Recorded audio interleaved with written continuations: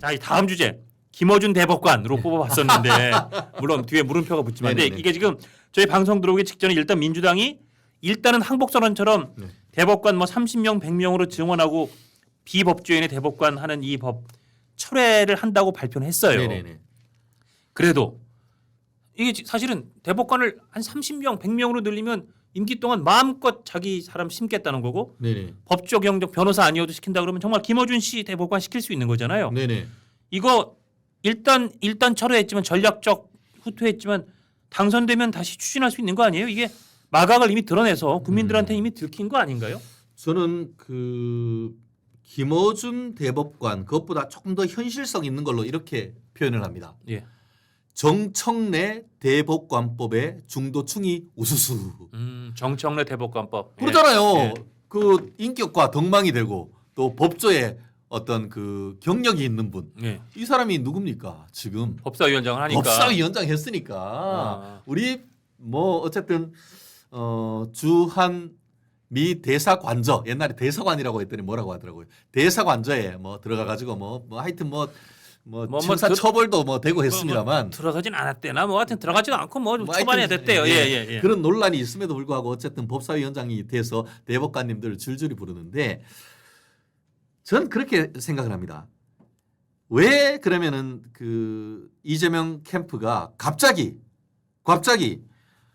이른바 정청래 대법관법을 철회한다라고 했을까? 예. 요게 최근에 이재명 지지율이 떨어지는 핵심이 뭘까?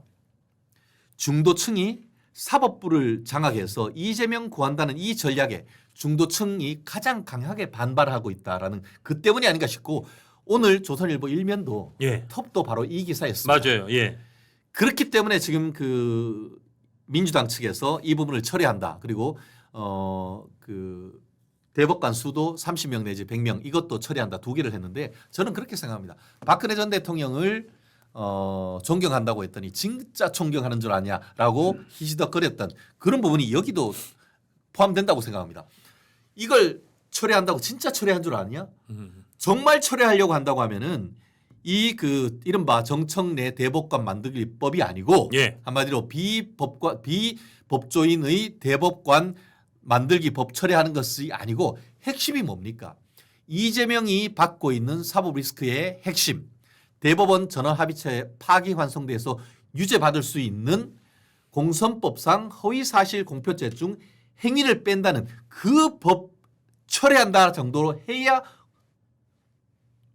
표심이 떨어지고 있는 중도층 표심을 잡을 수 있다고 생각합니다. 그런데 그거 철회하겠습니까? 절대 안 할 걸요? 예. 그러니까 핵심에 집중을 해야지 방론에 해가지고 국민에 떨어지는 지금 표를 잡을 수 있겠습니까?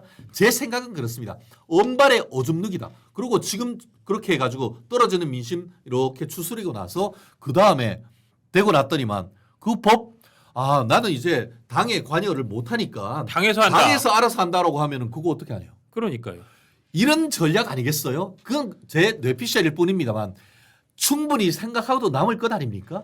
이게 지금 뭐 여러 안이 있는데 정말 대법관 수를 100명까지 늘리는 법안도 있고 예. 박범계 법무부 장관까지 지낸 분이에요. 예. 박범계 안에는 말씀하신 것처럼 학식과 덕망이 있고 각계 전문 분야에서 경험이 풍부하며 법률에 관한 소양이 있는 사람 한 최대 30명 중에 최대 10명은 이렇게 지명한다. 이 얘기는 아무나란 얘기예요. 아무런 조건이 안 돼. 아무나 내가 마음에 드는 사람 아무나 시키겠다는 얘기고 이렇게 가만히 있어봐. 지금 대법관이 14명 중에 10명이나 나한테 파기환송할 때 손을 찬성을 했네. 파기환송을 했네. 이거 어떡하지? 그러니까, 그럼 보통 예.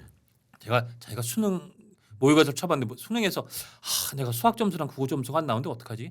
그럼 수학과 국어를 열심히 하는 게 보통 사람의 대처 방안이잖아요. 근데 국어하고 수학이 잘 안 되는데 내가 사회탐구가 잘 되네. 가만있어. 야 수능 1000점으로 늘려. 사회탐구 600점. 사회탐구 600점. 국어 50점. 네. 수학 50점 이렇게 하자. 이런 거 아니에요. 자기 잘하는 사회탐구를 600점 700점 늘리겠다는 거고 지금 대법관들이 자기 뜻에 안 맞는 것처럼 보이니까 100명으로 늘리겠다. 아니면 아무나 시키겠다. 그거 아니에요. 그게 대법원 장악법이라는 게 그래서 나오는 거 아니겠습니까? 진짜 저는 법조인도 아니지만 그냥 이 시대를 살아가는 그냥 일개 시민으로서도 사법부의 독립이 우리 사회에 얼마나 소중한 가치인가를 그냥 공감하고 있는 한 시민으로서도 이건 진짜 해도 너무하는 것 같아요, 진짜. 이렇게 제가 한번 말씀드려볼게요. 예. 좀 더 여러분들한테 생생한 케이스를 들어드려야 이게 얼마나 나와 관계되는지를 알 수가 있는데 내가 없는 돈 써서 억울한 일 위해서 변호사 선임해서 1심, 2심 했는데도 제대로 안 돼서 대법원에 이제 최진영 변호사를 선임해가지고 딱 보냈는 대법관이 했는데, 정청래예요. 예, 정청래 대법관이 김어준. 정청래야. 정청래 김어준. 아 김어준도 네. 여기 맞아요. 보니까 왜 법률에 소양 본인이 있다고 주장하면 되죠 예. 뭐. 그러면은 김어준이가 그 판결문 쓰겠습니까? 써본 적이 있어요? 다 밑에 재판 연구관들이 그럼 쓰는 건데. 대법관 그 재판 연구관들이 써오면은 그것이 대법관이 쓴 판결문입니까? 밑에 있는 그 재판 연구관들이 쓴 판결입니까? 더군다나 그러면은 심지어 유죄 무죄니 이런 거는 자기가 독단적으로 판단할 거 예. 아니에요. 이걸 그렇게 맞춰서 써와 그럴 거 아니에요. 그렇게 되면은 판결의 신뢰가 어디 가죠? 사법부의 신뢰가 어디 가죠? 그리고 거꾸로 더 극단적으로 생각을 해볼게요.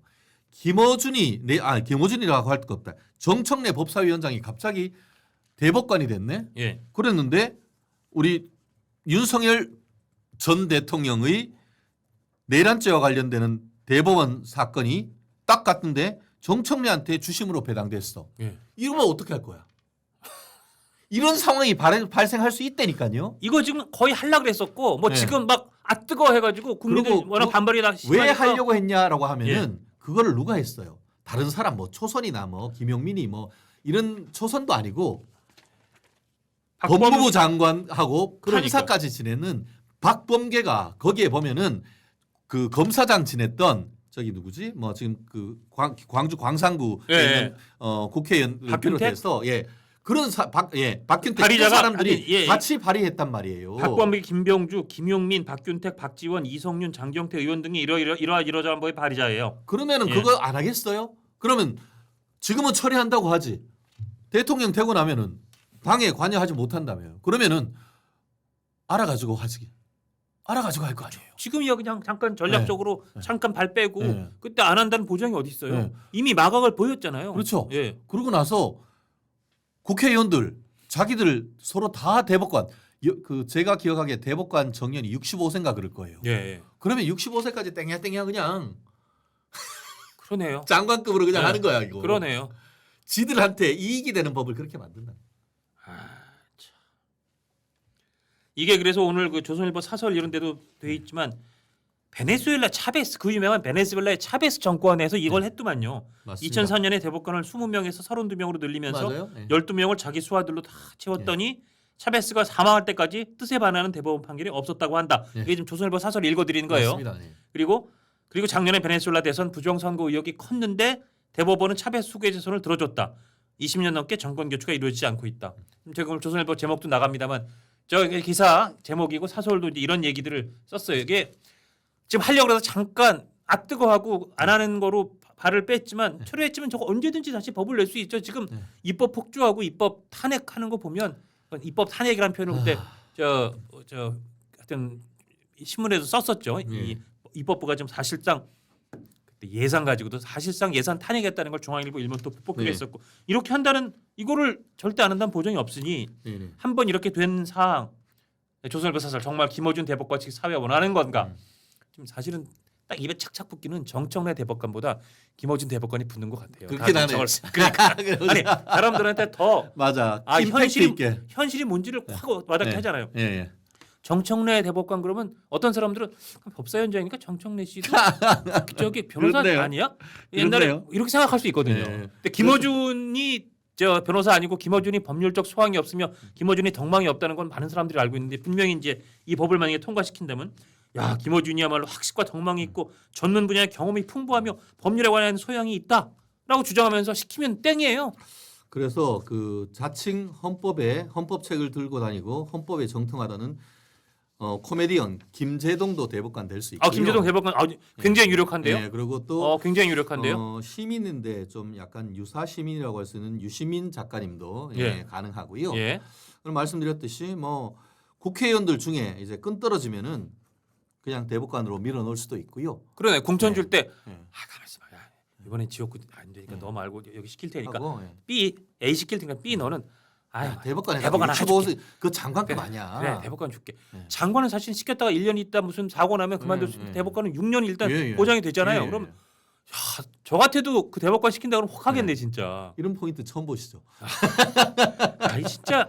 근데 이걸 지금 살짝 전략적으로 후퇴했지만 이거 만약에 이재명 후보가 대통령 당선되면 다시 추진 안 한다는 보장이 있어요? 예. 저는 없다고 생각해요. 지금 잘 생각해 보세요. 전원합의체는 그 과반만 되면은 이게 전원합의체 판결이 됩니다. 30명 한다고 하면은 그 중에 민간인 10명 넣을 수 있다고 하죠. 그 박범계 안이. 그러면은 판사 20명 중에 그 민간인 10명 자기들을 입맛에 넣고 판사 지금 그 20명 중에 오늘 아마 그 전국 법관회의 한다고 하는데 법관회의 170명 중에 그 찬성했던 사람이 26명밖에 안 돼요. 예, 예. 근데 그 26명, 그 여기 나머지 그 20명 대법관 후보 아닙니까? 1순위 후보.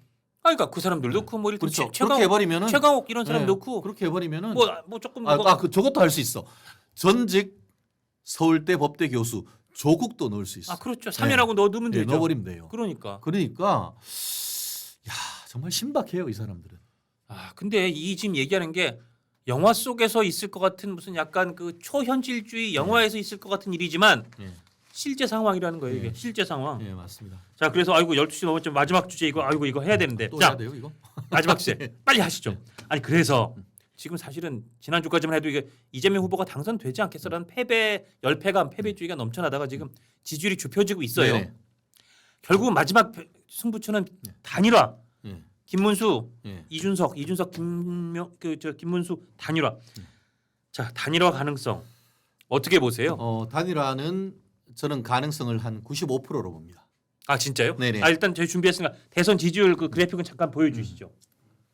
왜냐하면 저건 자 이게 지금 이게 갤럽입니다. 갤럽은 소수점 이해 안 하니까 5월 왼쪽 게 3주 차고 오른쪽 게 4주 차예요. 이재명 51에서 45 내려왔어요. 자 경칭 생략. 김문수 29에 36으로 7 올랐어요. 이준석 8에서 10 올랐어요. 그래서 의미 있는 분석이 과반수 넘던 이재명 40대 중반으로 떨어졌고 그렇죠. 김문수 후보 꽤 많이 올랐는데 심지어 36대 10 물론 저게 단순 합산된다는 보장은 없지만 김문수 이준석 후보의 4주차 5월 4주차 지지율 합치면 46이 돼서 김문수 이재명 후보의 45를 오차 내지만 앞선다. 이렇게 당장 단일화 얘기가 확 떠오르죠. 네. 저는 그렇게 생각합니다. 지금 이준석 후보 같은 경우에도 아주 그 스마트한 우리 후보님 아닙니까? 예.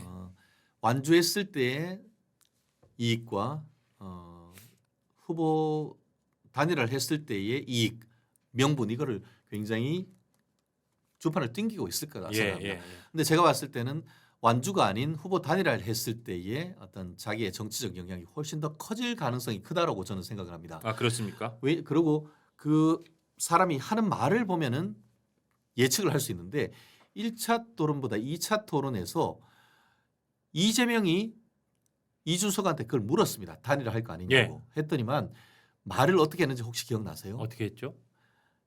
한 줄로 했습니다. 단일화에 관한 제 입장은 한 번도 변경된 적이 없다고 했지 단일화 한다 안 한다 얘기를 안 했습니다. 저는 그걸 보고 될 수 있다. 관건은 김문수 후보님의 지지율이다. 43% 5% 정도만 가서 자기 것이 엎쳐진다고 해서 필승 카드가 된다고 하면은 고다. 제가 봤을 때는 이번 주말 통하면서 120원 커피, 거북섬 웨이파크가 되면서 골든크로스 비슷한 것까지 적어도 오차 범위 3.1 플러스 마이너스 하면은 6.2% 범위 내에는 들어간다고 저는 말씀하셨으니까 생각하거든요. 지금 오늘이 26일 월요일, 내일 27일 화요일, 28일 수요일. 예. 자 내일 토론 한 번 더 있죠. 그렇죠. 마지막 3차 토론이 있고 28일이 이제 그때 마지막. 네. 그리고 그때 이후에는 그 이후에 여론조사한 거는 공표를 못 해요. 네네. 그러니까 사실은 오늘 내일 각 여론조사기관이 지금 난리입니다. 난리에 지금 다 조사할 예. 거예요. 그래서 저도 오늘 내일 아까 한 전화 거를 왔어요. 모레 네. 28일 수요일 날 발표하면 그 다음부터는 네. 그것만 계속 거론할 수 있는 네네. 거잖아요. 그럼 결국 요 28일 날 발표하는 요 마지막 여론조사 결과 어떻게 나오느냐가 관건이란 관건이다. 말씀. 그렇죠. 결국 그런 과정 속에서 저는 유심히 볼 것이 이준석 후보의 넥타이 색깔을 볼 겁니다. 넥타이 색깔. 색깔. 지난번 20대 대선에서도 예. 마지막 TV 토론 때 안철수 후보님 넥타이 색깔이 빨간색으로 아 됐어요. 그랬어요? 그런 또 디테일이 있네요. 네, 그러면서 그날 저녁 TV 토론 마치고 강남의 모 초로 가서 거기에서 단일화가 이루어졌었습니다.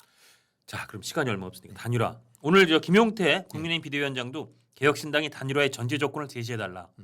목표와 사명에 갖다 무조건 반대는 아닐 거라고 믿는다라고 얘기를 했어요. 어떤 조건, 어떤 전제 조건이 서로 교집합이 맞으면 된 거라고 보세요. 저는 첫 번째 공동정부.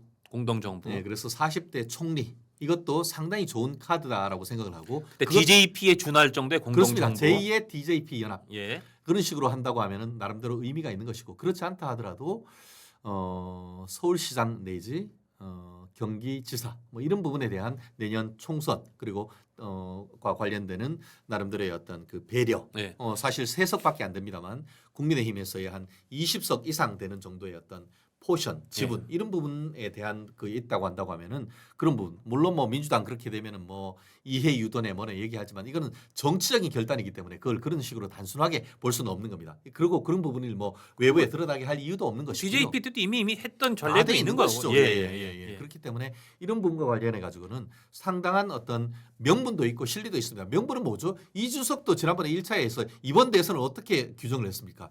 이재명을 막는 것이 이번 대선의 목표라고 명확하게 얘기했습니다. 총론에 있어서는 아무런 차이가 없습니다. 지난주 기자회견 때 단일화 안 한다고 얘기할 때 워딩이 지금 기억나는 게 국민 여러분은 투표 용지에서 4번 이준석 찍힌 용지를 보시게 될 겁니다. 네, 저도 본다고 봐요. 인수에 들어갔어요. 예. 그러니까 사전 투표 말고 이제 어차피 본 투표에서는 4번 그 그렇습니다. 이준석 네. 그 기표라는 무조건 봐요. 네, 봐요. 그 국민들이 보시게 될 겁니다라는 그 얘기는 거짓말이 아니에요. 이제 더 예, 이상. 맞아요. 예. 예. 다만 맞아요. 만약에 단일화가 되면 본투표 들어갔을 때 여기 이렇게 크게 써붙여 있는 거죠. 네. 4번 개혁신당 이준석 후보는 사퇴하였습니다. 사퇴하였습니다라는 게 있는 거지. 투표지에 맞아요. 있어요. 네. 그러니까 이준석 후보는 거짓말은 안 해도 되는 거예요. 네, 그럼요. 예. 제가 이준석이라도 그렇게 갔을 겁니다. 벼랑 끝 전략이죠. 예. 쉽게 말하면 벼랑 끝 전략으로 가서 한마디로 상장 후보 등록은 상장이고 예. 상장되자마자 지금 정치인 이준석의 따상을 따따상으로 지금 가고 있는 건 아닙니까? 예. 근데 주식이 따상 간다고 해서 계속 갑니까? 천정으로 갑니까? 어느 시점 되면 떨어질 수밖에 없습니다. 그렇죠. 사표 방지 심리가 분명히 있단 말이에요. 예. 그렇기 때문에 지금으로서는 이런 부분이 어느 정도 조정될 수 있기 때문에 그 시점이 저는 3차 TV 토론 끝나고 난 어느 시점이다. 그러면서 어차피 이준석 후보도 나왔으니까 TV 토론만큼 본인을 알리는 좋은 네네. 그 장이 어디 있어요? 그러니까 3차 토론까지는 무조건 할 것이라고 보는 전문가들이 많았더라고요. 그렇습니다. 그러면 예. 내일 3차 토론 끝나고 28일 그럼 왜냐면 그 다음 날부터는 29일부터는 사전 투표니까. 네네. 그럼 결국 내일 밤부터 모레, 화요일 밤부터 수요일 이 그렇죠. 언저리가 정말 가장 중요한 단일화가 되느냐 안 되느냐 그렇습니다. 승부처가 되겠네요. 그렇습니다. 그렇게 되면서 사실 그렇습니다. 이준석 후보의 지지층을 나눠보면 통상 그렇게 하죠. 3분의 1은 정말 이준석이 좋은 사람, 예. 3분의 1은 국민의힘의 지금까지 스탠스에 어떤 실망했던 사람, 또 3분의 1 정도는 그 이재명 쪽이 싫어서 왔던 사람. 그렇죠. 그런데 그 김문수와 후보 하면은 저는 그렇기 때문에 3분의 2는 김문수로 오고 예. 3분의 1 정도는 이재명으로 갈 수 있다고 생각합니다. 근데 그 3분의 1은 예. 1 정도는 단일화한 시너지. 예. 한마디로 투표 포기하려고 했던 분들이 투표 속으로 나옴으로써 그 부분은 충분히 카운터 밸런스 상계가 될 수 있기 때문에 예. 단일화에 따른 효과가 훨씬 더 크다. 음. 그렇다는 점에서 마지막 남은 필승 카드 중에 하나는 여전히 단일화다. 저는 그렇게 예측합니다. 그리고 단일화가 될 가능성은 상당히 높다. 95%로 네네. 보세요. 보통 그렇게까지 많이 안 보시던데. 여러분들 알겠습니다. 예. 믿고 선포하면 이루어집니다. 알겠습니다.